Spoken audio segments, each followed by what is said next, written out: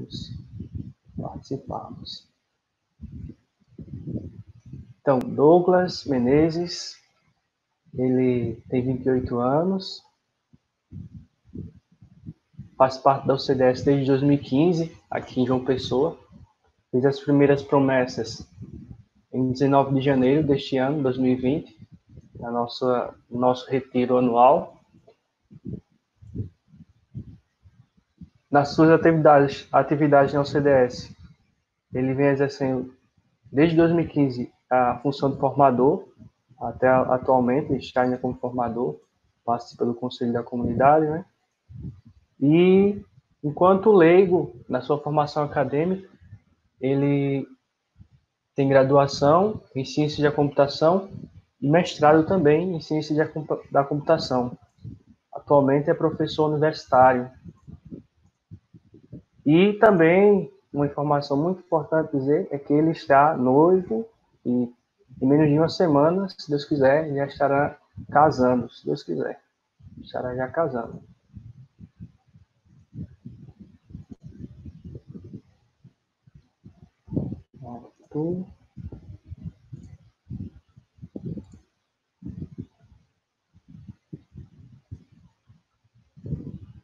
Ok, então o professor José Maia que já coloca o Douglas na tela. Vou passar para ele. Bom dia, Douglas. Bom dia. É isso aí. Estamos aqui já, online, ao vivo. E agradecer a você desde já por estar presente aqui conosco, né? E passar a palavra para você. Dizer que tem muita gente acompanhando, o pessoal estava aí rezando as laudes.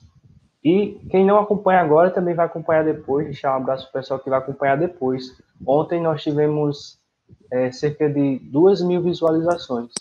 Então, legal. Muito bom. O pessoal participando. Deus abençoe. Você aqui da tela e você continua aí. Ok. Bom dia para todo mundo. É uma alegria muito grande, muito grande mesmo, poder estar aqui dando essa palestra para vocês. Em 2015, eu dei os primeiros passos na UCDS e nunca imaginei que teria a honra aqui de estar dando uma palestra num congresso, né? Eu nunca tive a oportunidade de ir para nenhum congresso, por questões de trabalho, dificuldade mesmo de locomoção, de horário e tudo mais. Mas hoje estou tendo a oportunidade não só de participar do congresso, né, que começou ontem, mas também de estar aqui podendo falar um pouquinho para vocês sobre um tema que me agrada muito, que é o tema da Santíssima Eucaristia. Quando eu fiz as minhas promessas temporárias, né, que foi agora no começo do ano, eu escolhi ter como nome Douglas de Jesus Hoste, né, tanto colocando aqui um traço teresiano do nome da nossa Santa Madre, quanto também colocando um traço também do grande amor da minha vida, que é a Eucaristia. Né? Então, para mim é uma alegria muito grande mesmo estar podendo falar aqui para vocês sobre esse tema. Tá? Eu não sei só se o áudio está legal, se alguém puder me confirmar aí, se está tudo certinho, para poder já dar início aqui à nossa palestra. Se tiver como alguém me dá um feedback. Bom,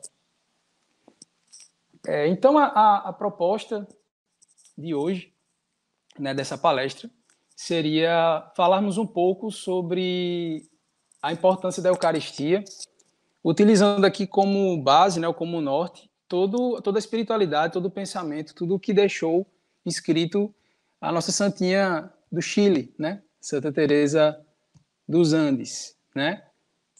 E é muito, como eu estava comentando assim anteriormente sobre essa questão da honra mesmo que existe, né, de eu estar aqui podendo estar dando essa palestra, né, porque diante das pessoas que vão estar aí dando palestras, né, de vários freis que vão estar aqui falando para a gente também, eu me sinto um menino dentro da ordem por estar tão pouco tempo, né, caminhando e estar podendo aqui palestrar para vocês, mas ao mesmo tempo me conforta muito, me dá muito ânimo olhar para Santa Teresa dos Andes, né, porque é uma santa que morreu muito cedo, né? Morreu antes dos 20 anos, morreu com 19 anos, em 1920.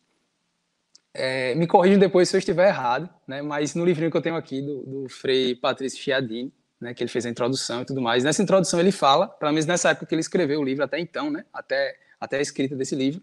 Santa Teresa dos Andes era não só a santa carmelita mais nova de todas, quanto também foi aquela santa que demorou menos tempo no Carmelo, né? Ela só passou 11 meses no Carmelo, não chegou nem a completar 1 ano de carmelita, né? Desde que fez ali os seus votos no noviciado. E aí você olha assim para uma santa carmelita, apenas com 11 meses de Carmelo, né? E que morreu com 19 anos. E você olha assim, você pode se perguntar, como é que uma menina de 19 anos, que apenas ficou 11 meses no Carmelo, como é que ela pode nos ensinar, primeiro, a ser santa, a sermos santos, né? Ela sendo tão nova, e segundo, como é que ela pode nos ensinar a sermos carmelitas, ela que só teve 11 meses de carmelita. Né? Veja aí, eu tô há 5 anos aí caminhando na ordem, então eu tenho 5 vezes mais tempo, na verdade mais do que isso, né? 5 vezes mais tempo de Carmelo do que Santa Teresa dos Andes, né? E ela com 11 meses ela tem tanto para nos ensinar, de forma que a gente tem que realmente se rebaixar para poder escutar a profundidade do que tá dos escritos dela. É a primeira coisa que eu indico a vocês, tá?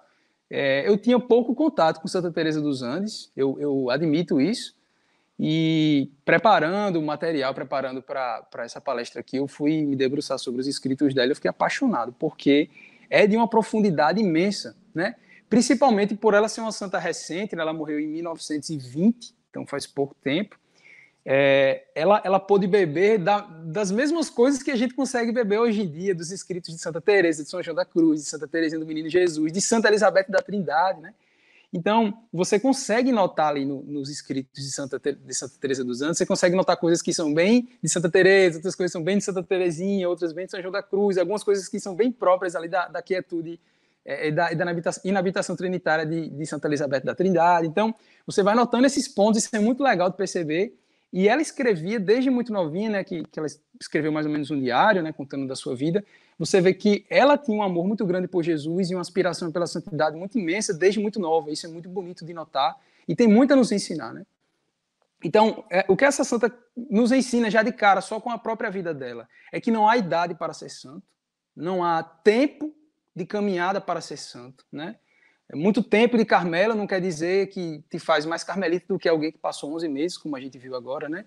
Nem alguém que já tem uma idade muito avançada pode se dizer mais santa ou mais carmelita por ter essa idade mais avançada, porque isso aqui é a prova, é uma santa jovem, né? Uma santa que morreu com 20 anos, né?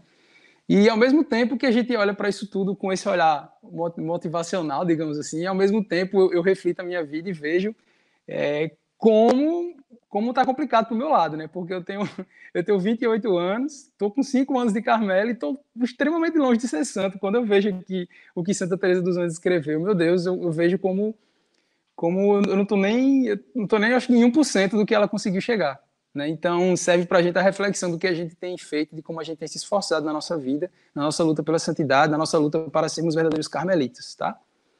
Bom, então, como é que uma santa tão jovem ela pode nos ensinar algo? Bom, São Paulo escreve lá em 1 Timóteo 4,12, né, exortando a Timóteo, dizendo a ele: ninguém te desprezes por seres jovem. Ao contrário, torna-te modelo para os fiéis no modo de falar, na caridade, na fé e na castidade. Então, eu queria aqui me dirigir principalmente para os jovens, né, que fazem parte da UCDS, o pessoal do meu grupo da Pequena Via, né, outras pessoas que estão aí assistindo. Aos jovens, saibam que não há desculpa para não darmos bom exemplo e não lutarmos até as últimas forças para sermos santos, né? Santa Teresa dos Anjos nos ensina isso, né? E São Paulo aqui exorta Timóteo que ninguém deve desprezá-lo por ele ser jovem.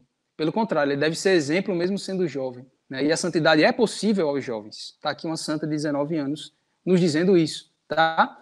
Santa essa que aponta tanto para a juventude que São João Paulo II, que foi quem a beatificou e a canonizou, ele a declarou como sendo a padroeira da juventude na América Latina, tá? Então, nós jovens devemos rezar e pedir sua intercessão, pedir a ela a graça de sermos santos, mesmo sendo jovens, tá? Essa é um dos principais ensinamentos que ela traz para nós, né? E Santa Teresa dos Andes, a gente vê que era uma pessoa muito comum, né? Como eu falei, ela leu várias vezes Santa Teresa e Santa Teresinha, principalmente, né? Ela teve acesso aos escritos dos santos carmelitas. Era alguém que amava muito a sua família, se dedicava muito a ela, era alguém que gostava de natação, ela praticava hipismo, né? E até se fala aqui nas cartas que o pessoal dizia que ela era uma verdadeira amazona, né? Então ela era muito boa ali no hipismo. Então veja, uma coisa secular, uma coisa própria do mundo, né? Mas que ela estava inserida nessa realidade, porque Deus nos quer santos aonde estejamos, né? Nós, na nossa realidade secular, as monjas na clausura, os frades na missão. Então, Deus quer apenas de nós que sejamos santos, né? O que nós precisamos fazer é colaborar com essa graça de nosso Senhor para que nos torne santos. Então, o título dessa nossa palestra é uma frase de Santa Teresa dos Andes, né? Depois de comungar, temos tudo, porque temos Deus, que é o nosso céu no desterro. Vejam só, aqui a gente já nota uma referência direta que ela faz a São João da Cruz, né? Tem aquele poema que São João da Cruz faz para a Eucaristia, quando vai dizer, após comungar, meus são os céus, minha é a terra, meus são os homens, os justos, os santos, meus são os pecadores, os anjos são meus, a mãe de Deus é minha, todas as coisas são minhas, porque Deus é meu e é tudo para mim. Né? Então, aqui a gente já vê que Santa Teresa dos Andes ela compreende essa dimensão da Eucaristia, que abarca todas as coisas, porque você acaba contendo Deus dentro de si ao comungar. E assim, tudo é teu, já que o tudo está dentro de você, que é o próprio Deus quando você comunga. Né? Isso é muito bonito, né? E não só essa referência em São João da Cruz, mas aquela outra, que é outra frase bem conhecida dela, ela vai dizer que o céu é a posse de Deus. Né? No céu contempla-se a Deus, adora-se e ama-se a Ele. Mas para chegar ao céu é preciso desprender-se da terra. Né? Ou seja, aqui ela aponta muito também para aquilo de São João da Cruz, do desprendimento, né? Que para a pessoa que está presa a qualquer afeto, mesmo que pequena, ela não consegue alcançar a união com Deus, ela não consegue erguer altos voos. Assim como um passarinho, né? Não importa se ele está preso ali por uma corda de navio ou por um fio de nylon. De todo modo ele está preso.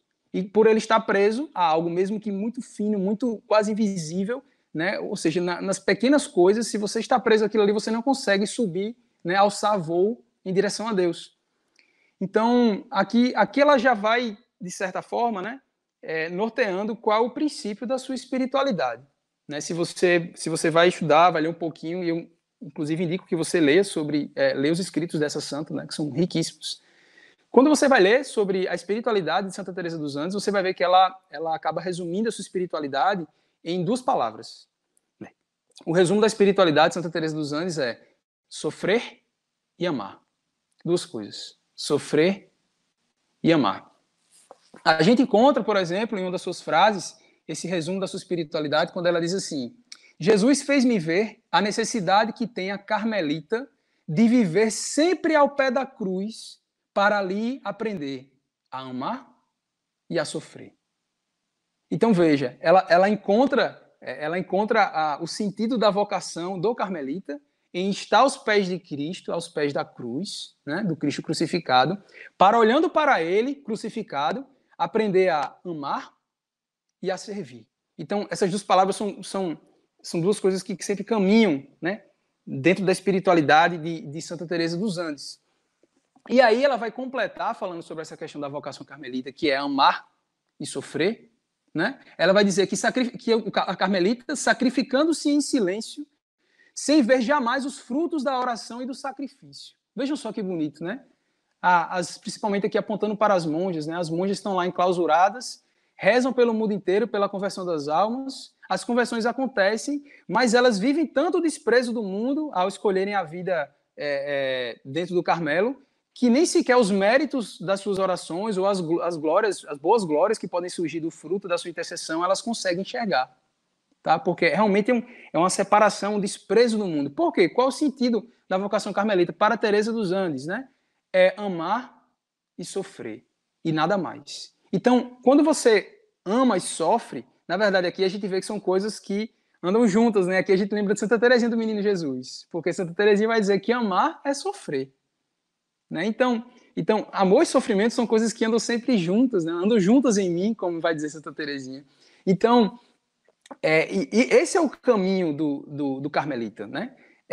Amando, escolher sofrer, porque amar é sofrer. E nesse caminho de amar e sofrer, você pode olhar, então, essa espiritualidade ou essa ideia de caminho no Evangelho de Nosso Senhor Jesus Cristo como sendo algo triste, como sendo algo ruim, né, algo melancólico. Mas não é. Veja qual é o tema do nosso congresso. Deus é a alegria infinita. Frase de Santa Teresa dos Andes. Então vamos lá. Como é que uma santa que diz que o resumo da sua espiritualidade é amar e sofrer, ela vai ter ali como uma das palavras que mais se repete nos seus escritos, a alegria. Como é que é a alegria quando há sofrimento? Como é possível isso? Bom, ela vai responder. Quando se ama, tudo é alegria. A cruz não pesa, o martírio não se sente, vive-se mais no céu do que na terra. Então, quando se ama, tudo é alegria. O próprio sofrimento se torna alegria. Por quê? Porque a alegria brota da satisfação ao outro e não da própria satisfação. Por isso que essa alegria que Santa Teresa dos Anjos coloca aqui, diz que Deus é alegria infinita, é porque Deus não está buscando a sua própria satisfação, mas buscando a satisfação do outro, né? Deus sai de si. E aí tem a ideia da trindade e tudo mais, que não tenho nem tempo aqui de falar muito sobre isso. Mas essa ideia, então, da alegria é exatamente o que São Paulo coloca lá sobre o amor, né? Porque o amor não busca os seus próprios interesses, está lá em Coríntios 13. Então, essa alegria, ela surge do desprezo de si para fazer o outro feliz, para querer o bem do outro, né? E veja só, Deus, ele realmente fez isso, né? Quando Cristo se encarna e vem até nós, né? E morre por nós, ele despreza a si mesmo, né? Numa imagem aqui do filho pródigo, ele vende todos os seus bens, todas as suas riquezas, se faz pobre para nos enriquecer com a sua pobreza, para nos fazer felizes. Então daí brota a alegria. A alegria brota de quando você se despreza, se diminui, se encolhe, se desfaz para levar Deus ao outro, para levar o bem ao outro, para levar a verdade ao outro. Então essa é a ideia da alegria de Santa Teresa dos Andes. E aí a gente vê em sofrer e amar, e daí brotar uma alegria, né, desse sofrimento e desse amor, a gente vê aqui de forma muito clara que há uma espiritualidade eucarística em Santa Teresa dos Andes. Porque qual a maior representação que nós temos dentro da igreja de amor e sofrimento, que faz brotar a alegria, que não é a Eucaristia? Existe outra? Não existe. Né? Porque Jesus fez exatamente isso. Jesus, ele amou, né? Deus amou tanto o mundo que enviou seu Filho para nos dar a vida. Então, Jesus Cristo amou tanto o mundo que escolheu sofrer por ele. Né? Ele assumiu tudo aquilo que ele precisava remir, então ele assume a nossa humanidade, assume os nossos próprios pecados, é o homem das dores lá de Isaías 53. Então, a gente vai vendo que a Eucaristia, que é o memorial da paixão, traz aqui exatamente esse resumo da paixão de nosso Senhor. Amou-nos e sofreu por nós. Amor e sofrimento. Então, se você vê, Cristo faz isso na sua paixão e resolve perpetuar isso, esse amor e esse sofrimento, escolhe perpetuar isso na Eucaristia. E aí você já vê, então, que o que o Cristo faz na Eucaristia, ele nos convida também a fazer o mesmo. Então, nós que recebemos a hóstia santa, somos convidados a sermos também hóstias vivas, a fazermos o mesmo que o Cristo fez, porque o cristão é aquele que repete os passos do Cristo. Ou seja, amarmos e sofrermos, sermos hóstias vivas. Então, eu consigo enxergar aqui realmente essa espiritualidade eucarística dentro dos escritos e da vivência de Santa Teresa dos Andes, tá? Ela vai dizer, 1000 vidas, se eu pudesse, ofereceria a Cristo. Então, esse desejo de se consumir, esse desejo de dar-se, né? Assim como Cristo se dá na Eucaristia. E que nós temos que ter esse desejo de, ao comungar, também queremos nos tornar Eucaristia, nos tornarmos hóstias vivas, para nos dar aos outros, nos ofertar aos outros, servir, né? Nos rebaixarmos, nos esquecermos para levar alegria ao outro. E levando essa alegria que é o próprio Deus ao outro, nos alegramos também. Essa é a alegria infinita que Santa Teresa dos Anjos nos fala. Então, eu consigo enxergar aqui, em Santa Teresa dos Anjos, no centro da sua espiritualidade, que é amar e sofrer, e daí brota uma alegria, eu consigo ver ali que o resumo, então, da sua espiritualidade é amar Jesus hóstia e tornar-se hóstia para os outros. Amar aquele que amou e sofreu, para também amar e sofrer pelos outros e por ele. Tá? Eu consigo enxergar isso. Tá? Essa seria a minha, assim, o cerne, digamos assim, dessa palestra. Seria isso. Isso é o que eu enxergo como sendo o centro da espiritualidade de Santa Teresa dos Andes, né? Principalmente apontando aí para a Eucaristia. Pois bem, vamos falar um pouco mais sobre a relação da Santa com a Eucaristia, o que é que ela falou sobre a Eucaristia, e daí vamos pontuando algumas coisas que são importantes para relembrarmos como católicos, tá? Principalmente porque ontem celebramos o dia de Corpus Christi. Bom, a primeira coisa que eu tenho para falar é sobre a primeira comunhão de Santa Teresa dos Andes. Quando você pega os seus escritos, o seu relato sobre a sua primeira comunhão, ela vai usar uma expressão muito bonita. Ela vai dizer que o dia da sua primeira comunhão foi um dia sem nuvens. Um dia sem nuvens. Ou seja, um dia claro. Sabe aquele dia claro que não tem nuvem, que o céu ele parece que vai descer, né? A luz do sol parece que irradia por todos os cantos da terra, atinge todos os lugares. Isso foi o que a Santa definiu como sendo o dia da sua primeira comunhão. Um dia sem nuvens. Ou seja, um dia sem obstáculos. Um dia onde nada impedia, né, do sol atingir a todos. Então, a gente consegue enxergar já que, de forma muito clara, um amor muito grande que a Santa tem pela Eucaristia. Porque o dia do seu encontro com o Cristo Eucarístico foi um dia sem nuvens, né? Foi um dia claro, foi um dia perfeito, foi um dia onde o sol atingia a todos, um dia onde não havia possibilidade de chuva ou de obstáculo ou de algo que pudesse atrapalhar, né? Então, a ideia de um dia perfeito, né? A primeira comunhão para Santa Teresa dos Andes foi um dia perfeito. E aí ela relata 4 coisas no dia da sua primeira comunhão, que a partir dessas 4 coisas eu gostaria de explanar alguns pontos. A primeira coisa que ela vai falar sobre o dia da sua primeira comunhão, ela vai dizer assim: a Virgem ajudou-me a limpar meu coração de toda imperfeição. Vejam só. Isso ela está dizendo antes de comungar, né? Antes de fazer a sua primeira comunhão. A Virgem ajudou-me a limpar o coração de toda imperfeição. Vejam que bonito que o que Nossa Senhora vai fazer, então, com Santa Teresa dos Andes. Né? Nossa Senhora vai purificá-la, limpar a sua alma para poder comungar. Por quê? Bem simples. Né? Nossa Senhora, ela sabe muito bem que para receber Deus dentro de si, ela teve que nascer imaculada. Né? Deus concedeu esse milagre. Ela nasce sem pecado, ela nasce pura, sem imperfeição. E aí ela sabe muito bem que comungar é o mesmo gesto ali onde nós receberemos Deus dentro da gente. Não da forma que ela recebeu, né? Mas agora de forma eucarística, de forma sacramental. Então, do mesmo modo que Maria precisou estar imaculada para receber Deus dentro de si, na hora da comunhão, temos que estar imaculados, e aqui eu coloco imaculado no sentido de pecado mortal, né? Ou seja, temos que estar em estado de graça, tá? Para podermos receber Deus dentro de si.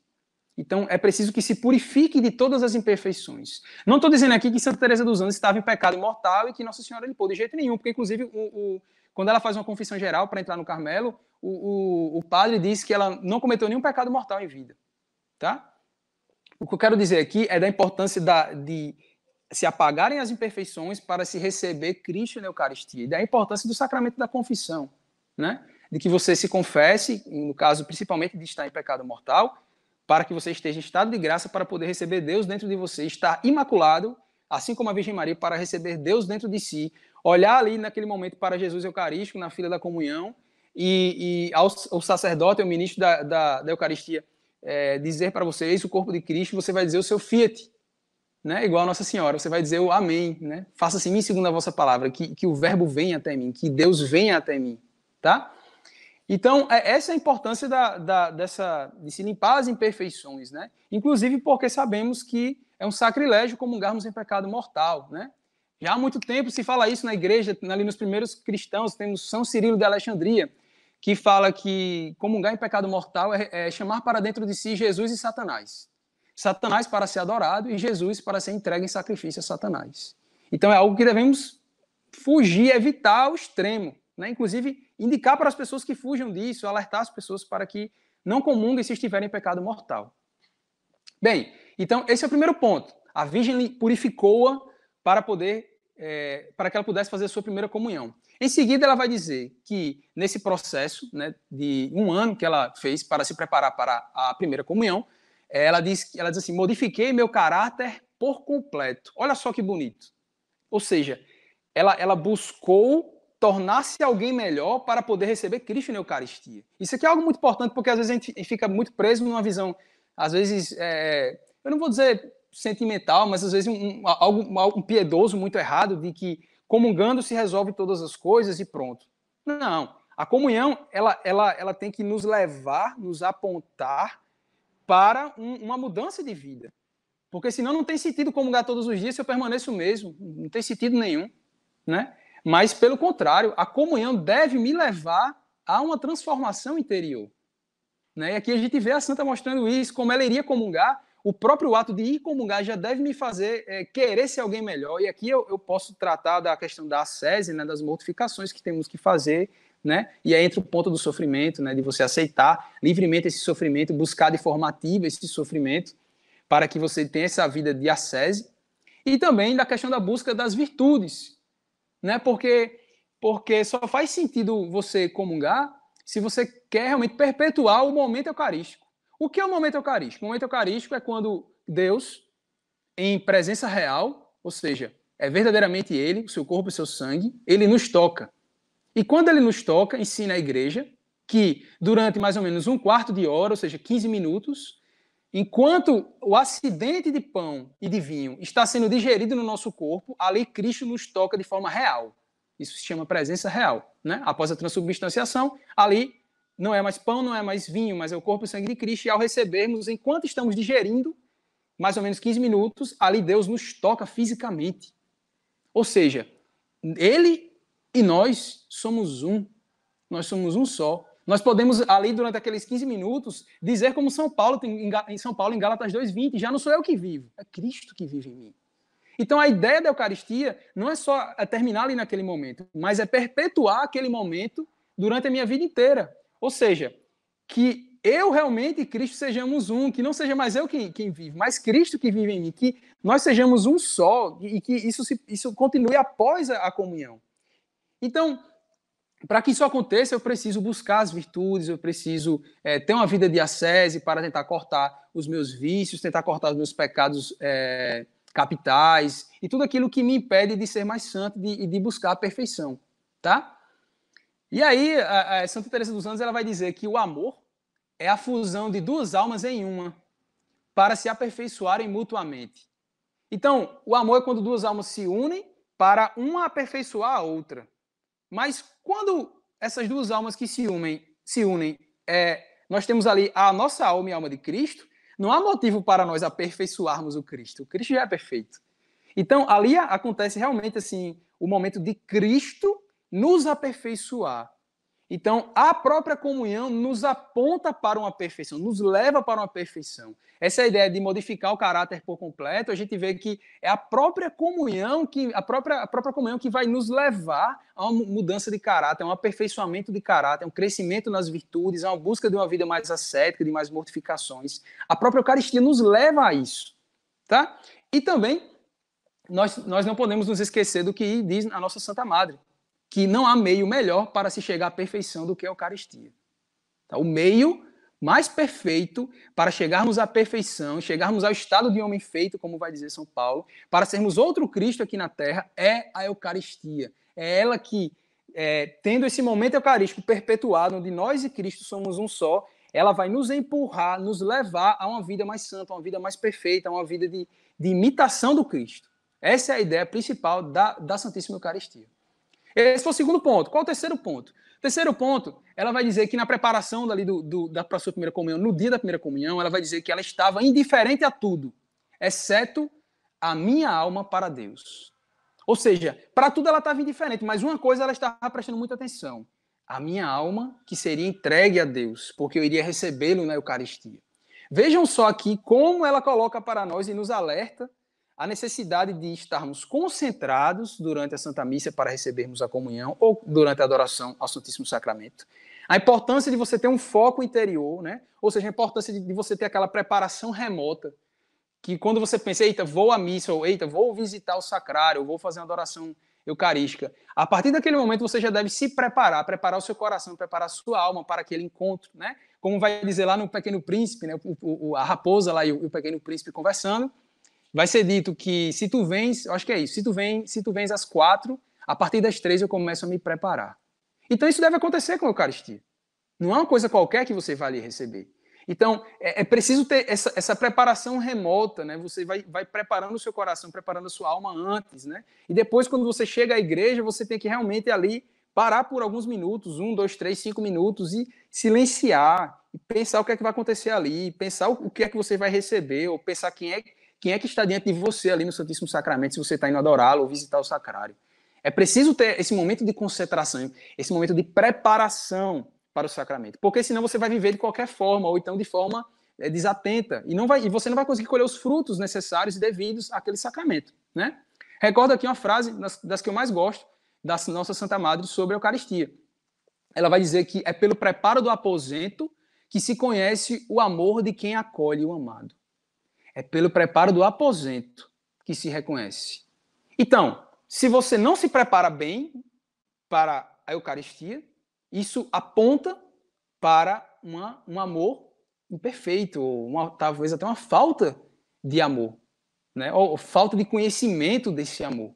É isso que nos ensina a Santa Madre. Então é preciso termos essa preparação, tá?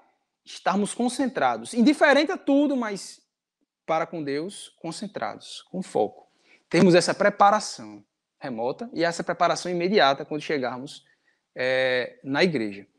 E, por fim, a quarta coisa é que ela vai dizer que após, né, quando ela comunga, ela vai dizer que comungando, ela vai dizer assim, pedia-lhe 1000 vezes que me levasse. E aqui eu não tenho como não lembrar de Irmã Teresa de Jesus, né, que faleceu no ano passado, monja aqui do Carmelo do Conde, Santa Maria Mãe de Deus aqui do Conde, né, que é uma cidade vizinha aqui de João Pessoa, que foi a nossa mãe espiritual, assim, ela acompanhou o nosso grupo da Pequena Via, né, desde da fundação em 2015, até enquanto pôde, assim, às vezes ela estava até mal de saúde, queria estar lá com a gente, queria participar das reuniões, sempre nos aconselhava, rezava muito por nós.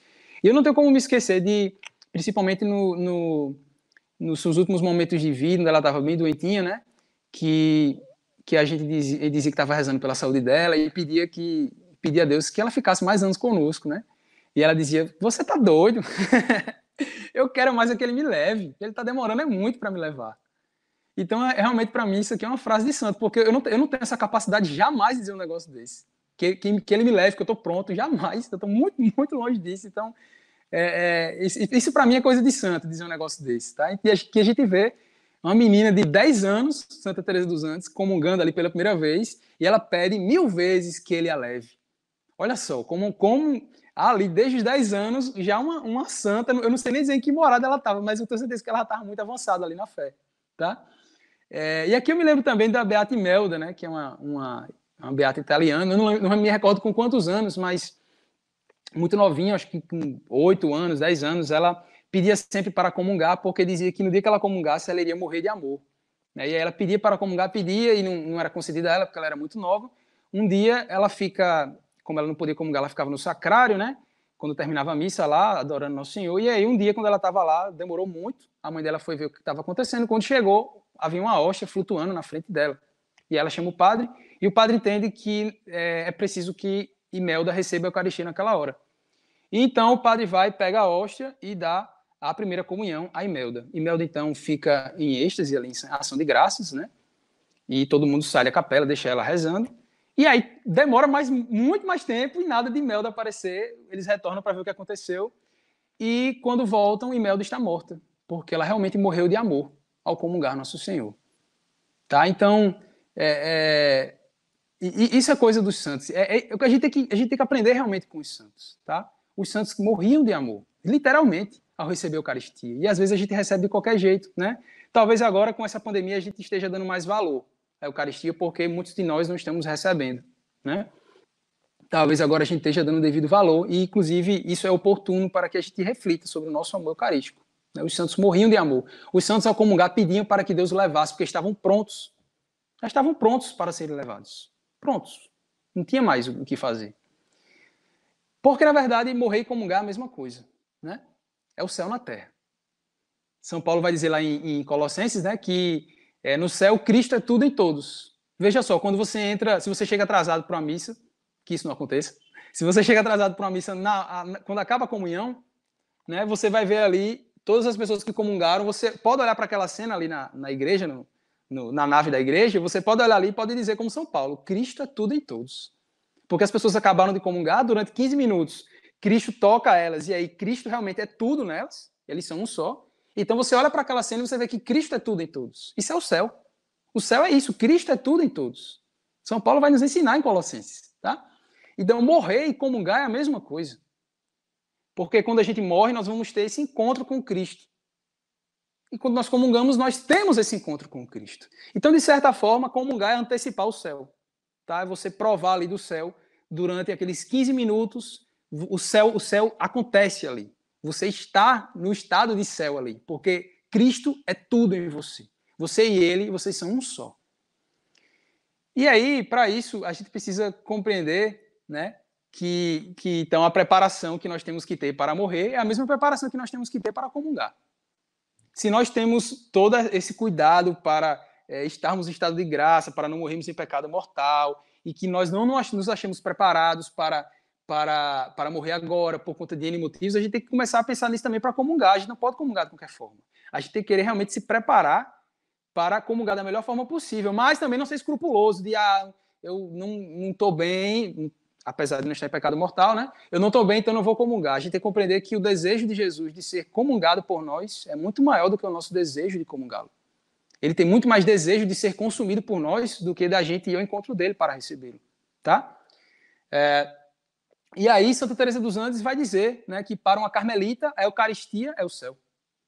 A comunhão é um céu na terra, né? Ou a sua frase das mais célebres, né, sobre a Eucaristia, que ela vai dizer que, inclusive ontem eu partilhava com isso com o Frei Davi, né?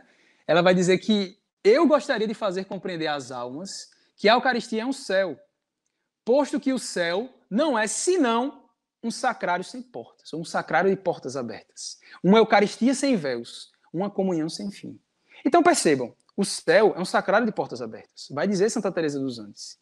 Se você não tem amor pela Eucaristia, você não tem amor pelo céu. Porque o céu é um sacrário de portas abertas. O céu é uma Eucaristia eterna. É ter Cristo dentro de você e você e ele ser um só. Isso é o céu. Tá? Então, a gente vê aqui que realmente a coisa mais importante que nós temos na igreja é a Eucaristia. É a Eucaristia. Não é tanto que o Papa Bento XVI, quando vai comentar sobre a atual fé da igreja, ele vai dizer que o problema da fé atual da igreja é um problema litúrgico.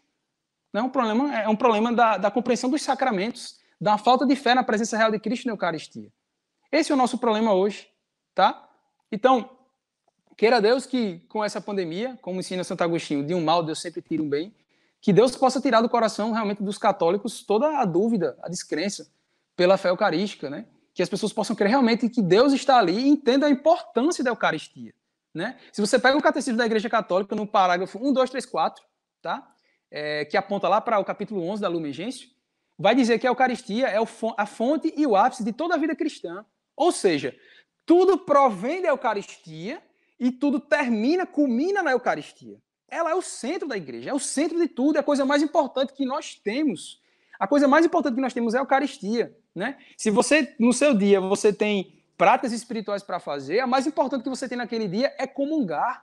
É a coisa mais importante que você tem, a coisa mais importante da igreja, a maior riqueza que nós temos, né? São Bernardo de Claraval, ele vai dizer assim, ficai sabendo, ó cristão, que mais merece ouvir devotamente uma só missa do que distribuir todas as tuas riquezas aos pobres e peregrinar por toda a terra. Uma missa vale mais do que isso tudo. São Vicente Ferrer, ele vai dizer que há mais proveito em uma Eucaristia do que em uma semana de jejum de pão e água.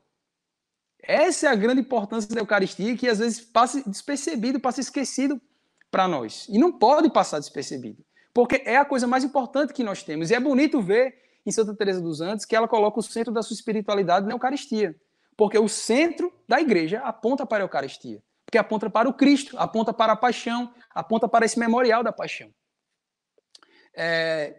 Então, a gente precisa compreender que, como é a coisa mais importante que nós temos, o tempo que eu passo comungando, né, esse tempo que eu estou ali provando do que vai acontecer no céu, vai apontar para mim da necessidade de que eu comungue bem, de que eu aproveite muito bem aqueles minutos, aqueles 15 minutos eucarísticos, que eu aproveite muito bem o momento da comunhão, né? Porque é um momento ali de união inexplicável entre a nossa alma e a alma do Cristo, né? Talvez a gente nunca consiga aí alcançar as quartas, quintas, sextas moradas, sétimas moradas, mas na Eucaristia há uma democratização da mística, porque todas as pessoas que comungam, ali há realmente a união perfeita entre a nossa alma e a alma de Cristo. E para isso acontecer, você não precisa estar nas sétimas ou sextas moradas para ter essa união mística, esse casamento espiritual. Ali, durante 15 minutos, acontece, independente de onde você esteja. É por isso que a coisa mais bela que a gente tem na igreja é realmente a democratização da mística. Todos podem provar da coisa mais elevada que há na igreja, que é a união mística com Cristo, durante 15 minutos, quando se comunga. Essa é a grande importância, né? E aí Santa Teresa dos Andes, ela vai dizer que, quando ela comungava, ela dizia: o Senhor me falava muito na comunhão. A gente sabe que Santa Teresa escreveu muitas das suas páginas na ação de graças, após comungar, né? E muitos santos o faziam. Escreviam páginas espirituais belíssimas durante a comunhão, no momento de ação de graças, após comungar, né? E os santos gastavam muito tempo após comungar. Eles não comungavam, sentavam, faziam uma oração rápida e já abriam os olhos e ficavam prestando atenção no padre, prestando atenção na fila da comunhão, prestando atenção, sei lá, na música que estava tocando. Eles aproveitavam aquele tempo. Muitos santos, se você for olhar, inclusive muitos santos carmelitas, quando acabava a Santa Missa, eles permaneciam mais um momento ali em ação de graças. Isso é algo muito, muito, muito bom que a gente faça. Ao término da missa, permanecer mais um tempo ali em oração. Por quê? Porque na missa, que é o momento mais importante que nós podemos ter de oração, é a oração mais perfeita, naquele momento a nossa alma já está totalmente preparada para a união com Deus, né? E se não passaram ainda esses 15 minutos eucarísticos, ainda assim que é o momento mais perfeito, porque Cristo ainda nos toca fisicamente. Então, quando acaba a missa, nossa alma está totalmente preparada para a oração, para a quietude. Então, você permanecer ali após a missa, rezando, é o momento perfeito para você fazer a sua oração mental, por exemplo. Você já está com a alma, com todas as potências da sua alma já direcionadas para a oração, direcionadas para Cristo. Se você for fazer depois em outro momento, de noite, por exemplo, antes de dormir, você vai ter que fazer toda essa preparação da sua alma, do seu corpo, para que você atinja uma certa quietude, para ter um bom proveito na oração. Então você pode aproveitar o momento da Santa Missa, para após a missa já permanecer ali em ação de graças, tá? É muito rico isso daí. E aí, o que é que se deve fazer quando se comunga? Bom, Santa Teresa dos Andes vai dizer: vá a Jesus como ao amigo mais íntimo e conte-lhe tudo o que se passa em sua alma. Né? Aqui é Teresa pura, né? Aqui é uma fala de Santa Teresa pura, né? Porque nós sabemos que oração é colóquio de amizade, é um colóquio íntimo, né? É olhar atentamente aquele que nos olha, é estar na presença, né? Então, nesse momento íntimo, nós e ele somos um só quando comungamos, nós temos que abrir nossa alma e contar tudo, e conversar como um amigo íntimo, né? Sussurrar o ouvido de Cristo que está na nossa alma. E Santa Teresa de Jesus, ela dizia assim sobre a Eucaristia, né? Vem-me algumas vezes umas ânsias tão grandes de comungar que não sei se poderiam encarecer. Ou seja, há no Carmelita um desejo, uma fome eucarística, que deve ser saciada de verdade. Então a gente deve buscar, sim, comungar Nosso Senhor, receber Nosso Senhor. Por quê? Porque na comunhão, só fazendo aqui uma ponte, até um artigo que eu escrevi, não sei nem onde está publicado, né, algum artigo que eu postei sobre a Eucaristia e a espiritualidade carmelita.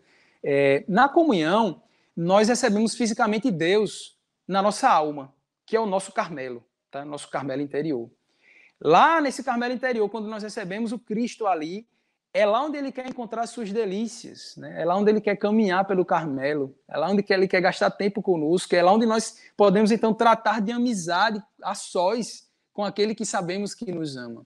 É nesse momento em que Cristo vem ao nosso Carmelo interior que nós temos que aproveitar, porque ali nosso carisma faz totalmente sentido quando nós comungamos.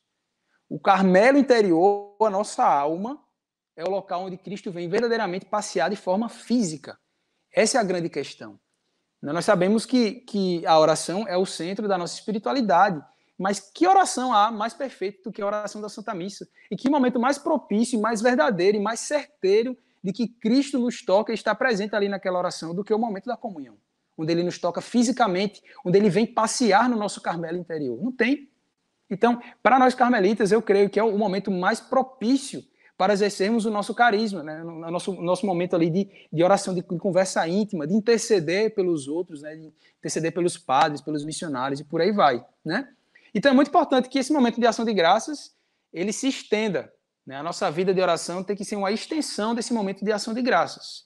Aquilo que eu vivi na ação de graças deve ser perpetuado ao longo do meu dia. Eu devo ali permanecer unido ao Cristo, querendo ser um só com Ele, rezando pelos outros, convidando a vir habitar no meu Carmelo interior para que ali ele encontre as suas delícias e gaste o seu tempo com os filhos dos homens, tá? Essa é a grande ideia. Então, já que é algo tão importante, é muito indicado que se receba diariamente, se possa receber a Eucaristia diariamente, tá? E aqui a gente vê na própria vida de Santa Teresa dos Andes, ela era uma pessoa de missa diária, que comungava diariamente, que sofria muito quando não podia comungar. Ela repete tanto isso dessa comunhão diária que ela chegava a contar as comunhões que ela fazia. Né? Teve uma época que ela viajou, ela comenta em uma das cartas dizendo: desde que vim de Chacabuco, são 149 comunhões. Ela contava quantas comunhões ela fazia. Por quê? Porque ela compreendeu ali, no que ela leu dos Santos Carmelitas, a importância de receber Cristo na Eucaristia, e, se possível, todos os dias. Ter essa graça desse encontro físico durante 15 minutos, todos os dias. Isso vai nos levar à perfeição, isso vai nos levar à santidade. Esse é o verdadeiro caminho de perfeição que nós temos, tá?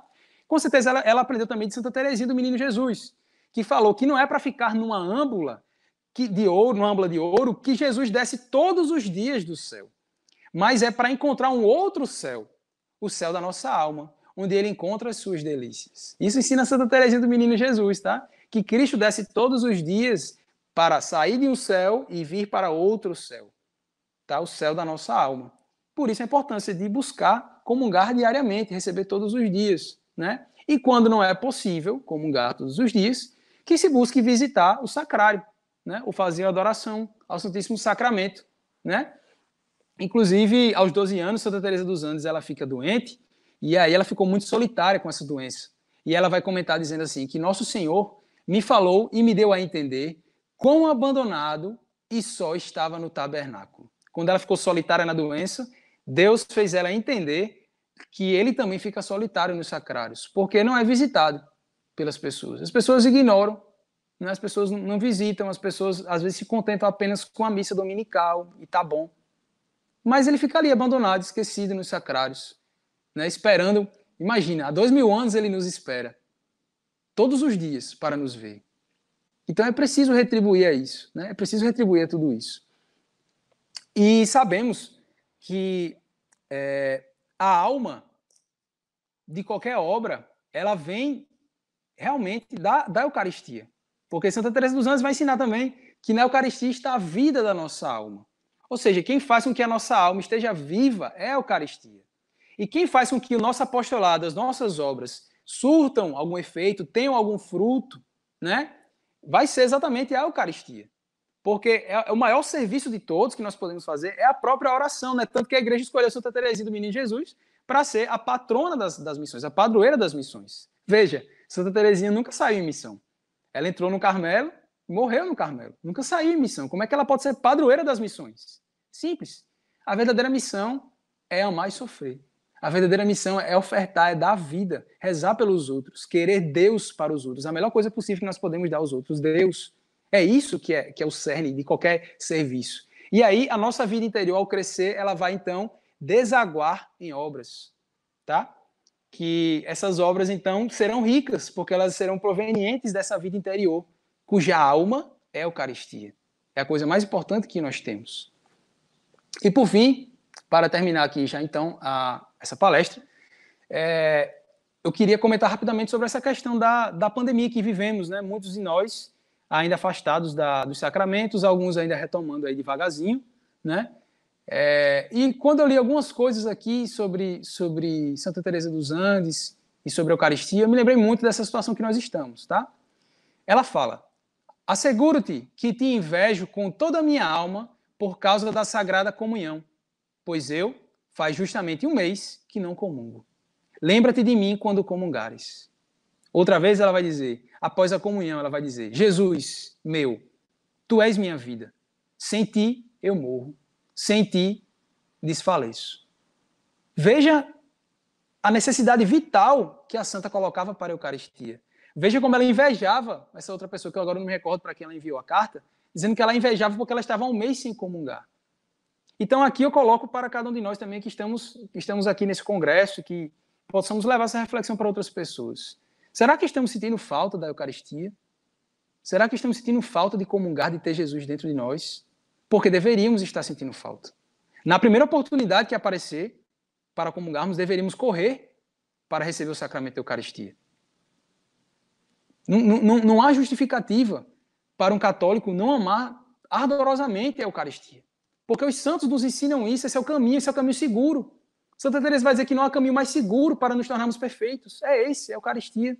É amar, é sentir falta dele, é sentir que a nossa alma vai morrendo e realmente, assim, nessa situação de pandemia, realmente é por um milagre que Deus vai sustentando a nossa alma com comunhões espirituais e com a nossa vida de oração.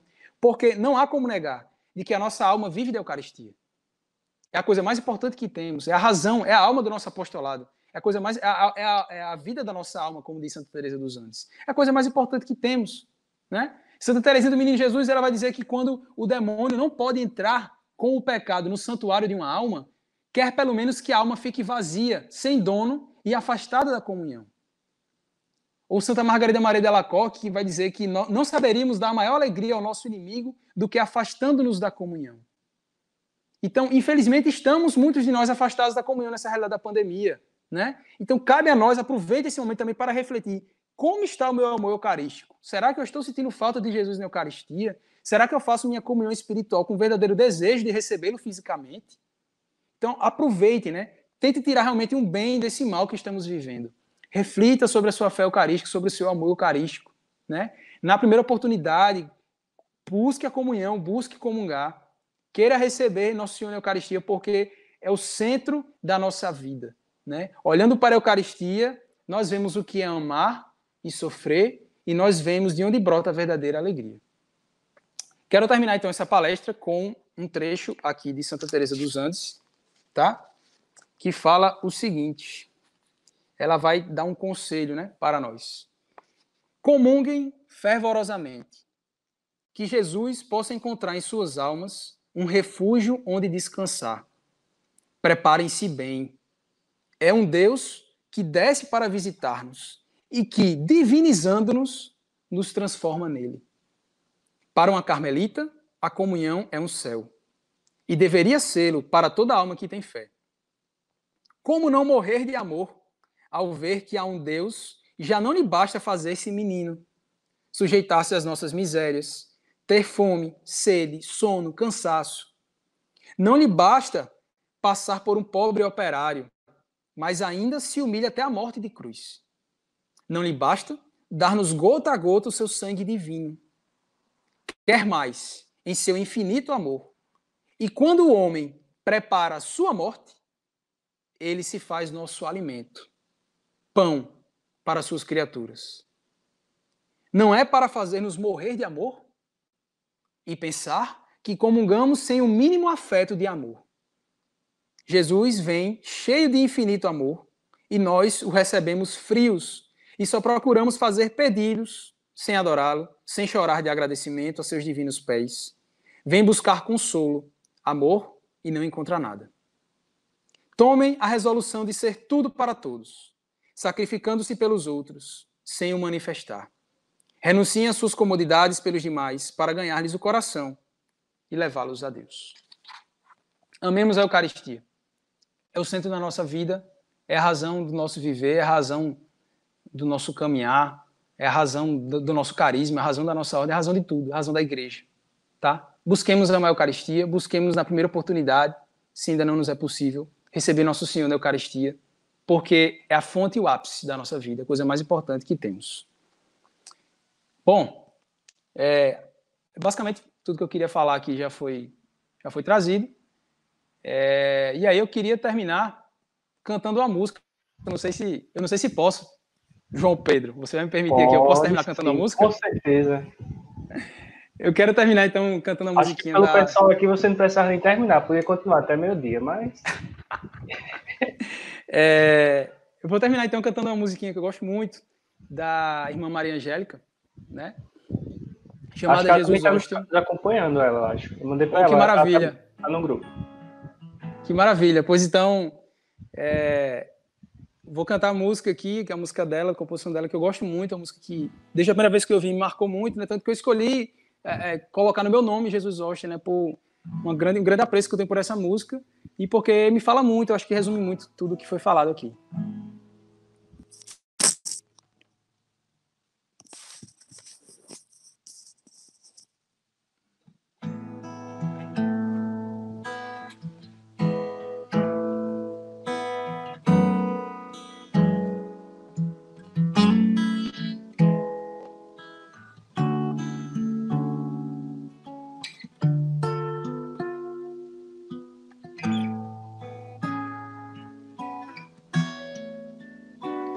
E é no teu corpo que encontro a paz, encontro meu centro, meu lugar, minha salvação.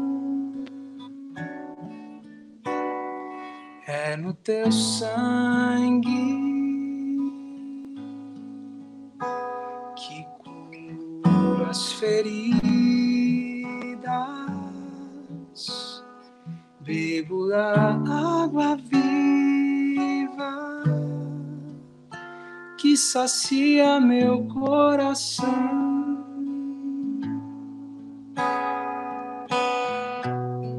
Agora eu sei de onde vim, agora eu sei aonde vou, agora eu sei aonde ir.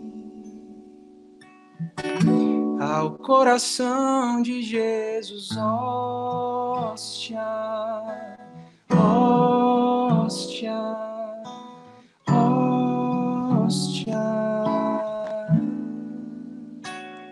No tabernáculo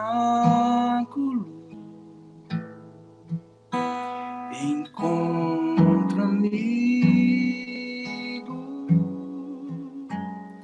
além da flor do trigo, mel que sai da rocha. No tabernáculo o sol ardente queima, suave fornalha, chama que incendeia sem se consumir.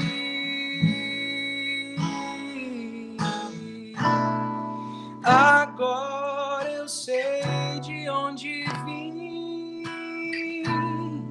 agora eu sei aonde vou, agora eu sei aonde ir.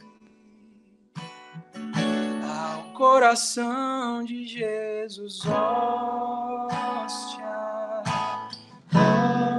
hóstia, hóstia, Jesus, hóstia.